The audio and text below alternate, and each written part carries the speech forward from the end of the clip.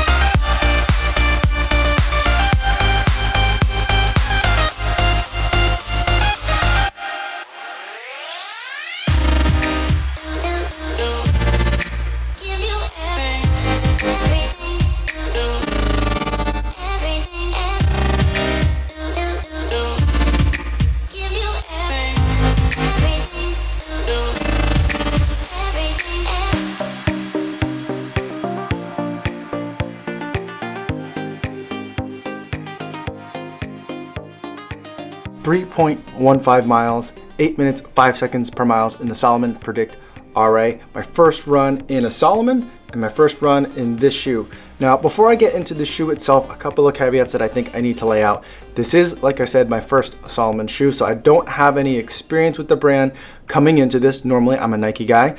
And the other thing to keep in mind is that I am just a couple of days off my second marathon in 4 weeks, which is quite a bit of mileage and wear and tear for me. So I'm gonna try and keep that in mind as I'm going through this first impressions video, and I hope you kind of keep that in mind as well. I will be following up for sure with other videos about this shoe as my feet kind of heal, but also as I get more miles in the shoe and get a better feel for what the characteristics of the shoe really are. So getting to the Predict RA, the RA from Salomon, I believe, stands for Running Avenue. And that indicates that it's part of their road running series. Salomon is traditionally, as terms of their shoes go, is a trail running shoe. Now, the information that I have been able to find out about this shoe was that it is one of the first shoes that Salomon has designed from the ground up to be a road shoe. Presumably, previous shoes were trail shoes adapted for road. This is the opposite way around. They designed this with the road in mind. And that brings us to the outsole. And so the outsole has this kind of articulated or disarticulated, I don't really know which is the right word. People when use them, they both mean the same thing, where each of these panels is supposed to correspond to a different sector of joints in your foot. And so I think these different parts move around so that way you can get a little bit of more flex and motion. I never do the bendy thing with shoe reviews, but I feel like if there's one to do it, it's this one. So you can bend and move this shoe around in a way that's more natural with your foot. So instead of kind of locking people into more of a platform, this shoe is supposed to bend with you. And so that's the idea. Usually when I think about when shoes are engineered with science in mind first and then the shoe later, it always never seems to work out right. It's kind of like the secret ingredient ends up always being love for some reason. Whenever people try to dissect what's the perfect shoe. And so I had a lot of skepticism coming into this. And then once I got the shoe, I had even more skepticism. And not just because of how it looks, but because of the color. The color of this shoe was the opposite of what I was expecting. I was expecting a white shoe that faded into like a light gray. Instead, I got a light gray that faded into almost like a black shoe up front that had a very stub toe, which was a little bit interesting. All of the promo shots that Salomon puts out for this shoe shows the women's color, I think, and so maybe that's indicating who the shoe is targeted towards, but none of them show this color, and I think I understand why, because this color is not great. It started to grow on me as I was wearing it around, running in it and picking up my daughter from school, but it's not my favorite color scheme. I generally don't like color fade. The color aside, I do think that this is a pretty good looking shoe. It is in the more higher cushion variety, and so I do think that it is possible, seeing this, to make a high cushion shoe that doesn't look like a high cushion orthopedic shoe. So I think they've done a very good job here. I love the pattern of the material that's inside here, and taking a look at some other videos I've seen online about the shoe, there's really two parts of the upper. One is this kind of like molded part here, feels like maybe neoprene with padding inside, almost kind of reminds me a lot of the material that they used on the Nike Pegasus Shield for this year, and it wraps around your ankle is the design here. And when I first put it on, this part felt really weird and unnecessary, and I was certain that all these different parts were going to cut into my ankle. But going through the run, that definitely wasn't the case. I could feel a lot of this on my ankles, and it was a little bit of a weird sensation, but at no point did it bother me. And some parts it was really nice because everything's really cushioned, and like I said, I'm recovering from a marathon right now, so anything with padding is really well appreciated. Moving to the tongue, it's like a semi-attached or semi-detached tongue. Again, two words that are opposites but mean the same thing when people use them. But it's very padded. And so normally I don't like a lot of padding on the top of my foot, but there's a lot here and it didn't really get in the way. The lacing system reminds me a lot of the Saucony ISO series this year, where it's all these cutaways to cut weight and keep things more minimal. And then the laces are a little bit stretchy, which I usually don't like stretchy legs. So a lot of things that I usually don't like in an unconventional looking shoe, but it all seems to work. But the real story, again, it comes down to the midsole and the outsole pattern. The outsole pattern has rubber all along the bottom, and for whatever reason, there's little pieces of rubber that connect the different kind of like sectors of the toe.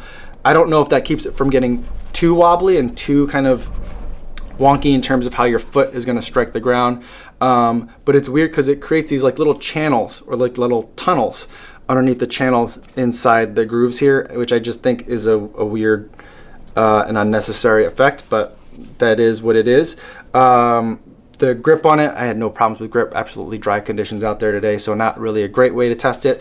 But based on this tread pattern, I'm not terribly concerned. I don't know that's going to be like my winter icy terrain running shoe, but I think in wet weather it should hold up fine. But I'll update with that in case there's any problems.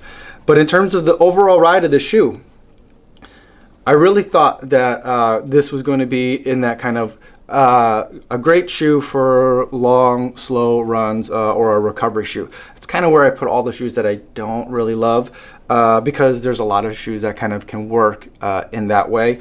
And because a lot of my miles for the winter are going to be in that category, I'm very interested in shoes that fit in that category or that are kind of designed for that category. But I don't think that this necessarily is like that. When I first put it on, the shoe felt like I was putting my foot in a box, an uncomfortable box. Then I started running in it. In the first mile, I really thought that this would be the first shoe that I've ever worn once and returned.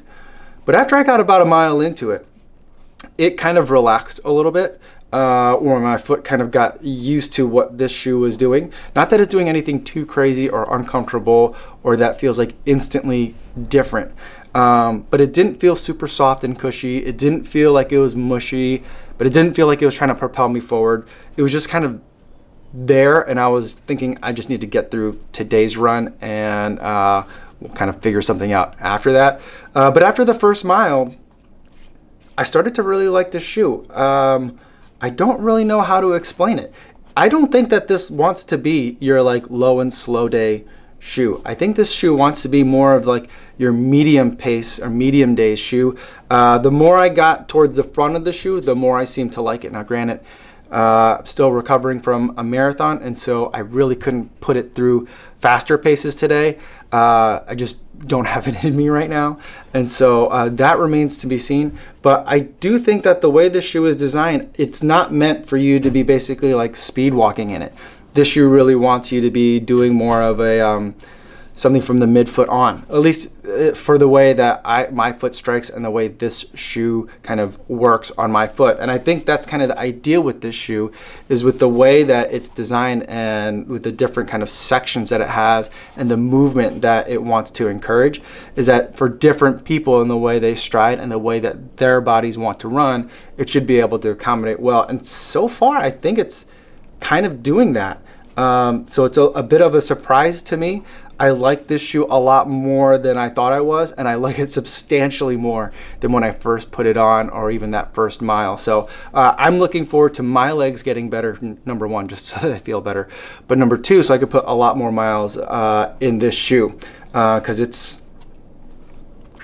very interesting to me right now. If you have any questions about the Salomon Predict RA, put them in the comments. I'd love to talk to you guys down there. But before I go for today, I want to mention today's charity runner. What we do is every day on the channel, I spotlight a different charity runner and donate $5, and then also put their links in the descriptions, hoping that you guys will also consider supporting their fundraising efforts. Today's charity runner is Rensch. He is out of England, and he's going to be running the Royal Parks Half Marathon next September 2019. The charity that he's running for is the Royal British Legion. What they do is they provide support for veterans of the military up in England, and so that type of cause is always close to my heart, and I appreciate what you're doing up there. Good luck to you training for your half marathon and in your fundraising efforts. That's all I have for today. Thanks so much for watching, everybody, and I will see you guys tomorrow. Yo, what's going on?